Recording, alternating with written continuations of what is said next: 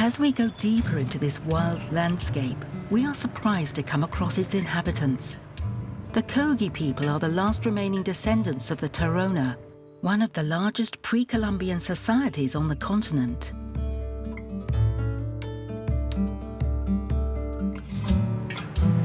This mountain is their sanctuary. In their eyes, the Sierra Nevada is the center of the universe, the Mother Earth which dictates the codes of their society. Deforestation has forced the Kogis to take shelter higher up. The climb to their village takes several hours.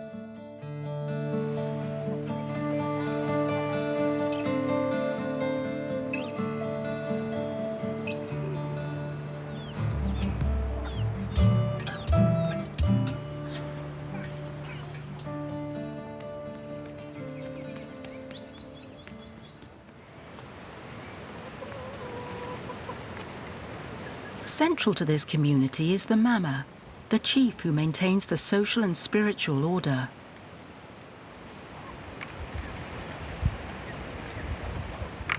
We Mamas always consult our God. We ask our God how to communicate with others. We consult our God to find out what to say and do. We communicate with our God through the spirit, Sewa. If bubbles appear in this bowl, the answer is yes. Otherwise, the answer is no. Sewa looks after our planet Earth, our water, our lagoons, our sea. Sewa gives us all that, and we must pay for all that.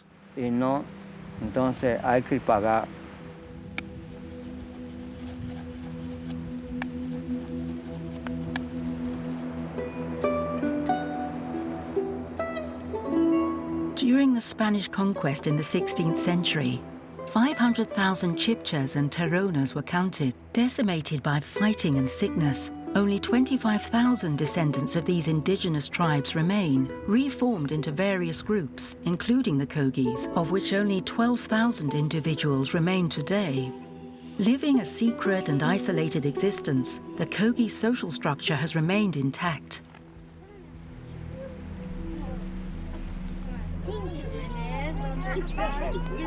I founded the villages of Quinquamero and Tuguaca after I was trained as a Mama. All the children you see here are my grandchildren. I have 12 children, 10 girls and 2 boys.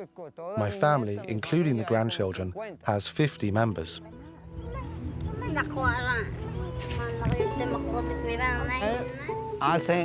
The women make bags out of fique and cotton, which they then sell.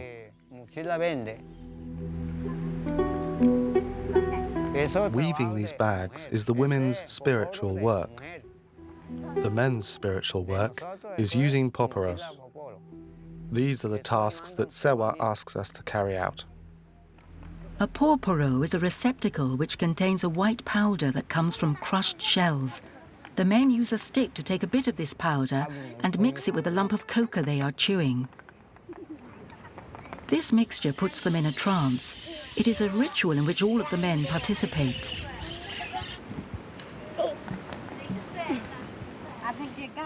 This house is reserved for men. It's called a nunwe.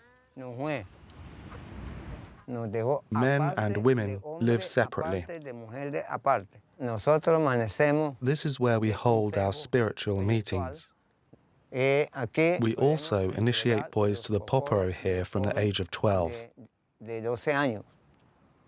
In addition, we celebrate girls' passage to adulthood here when they are ready to get married. There is no hierarchy in Kogi society. All members of the group are equally important, and no decisions are taken without everyone having a say.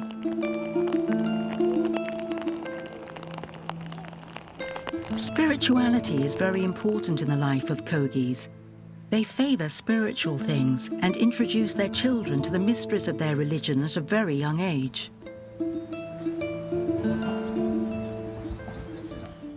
To become a mama, you must be chosen as a baby at the time of your baptism. The chosen few are called Kogis. They are given special training in the knowledge of our ancestors. They must learn to carry out our spiritual rituals, but also to help their community. While they are training, Kogis must live in caves away from the community. They grow up there in total isolation. Gradually, as time passes, the Kogis absorb all this knowledge into their minds and hearts. Guardan corazón y guardan cabeza.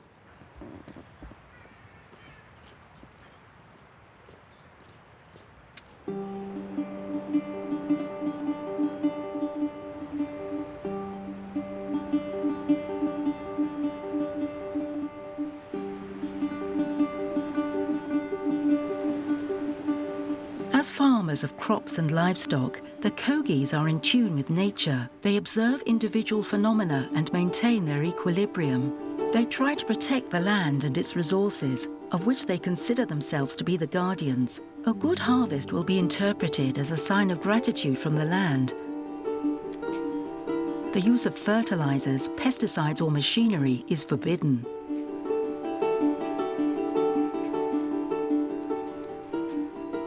Kogis communicate with nature. They apologize for the spiritual harm they cause it.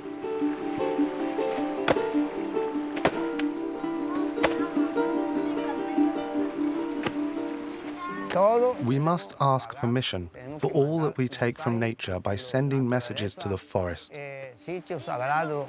To nature, there are certain sacred sites in the forest which no one is allowed to touch. Otherwise, Sewa sends messages because its temple has been destroyed, and it conjures up storms and earthquakes to punish humans.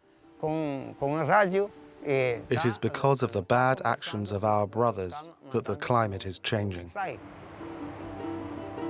The winters, the summers, the rains, nothing is normal anymore. Even here, in the jungle, we are affected by these changes. It affects our crops. Now we get a lot of parasites.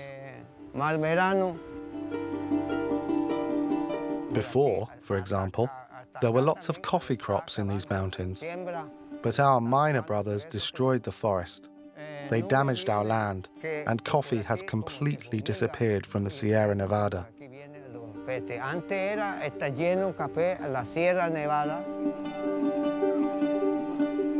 Despite entreaties from the state, the Kogi Indians are determined to maintain their autonomy and their isolation from the modern and industrial world.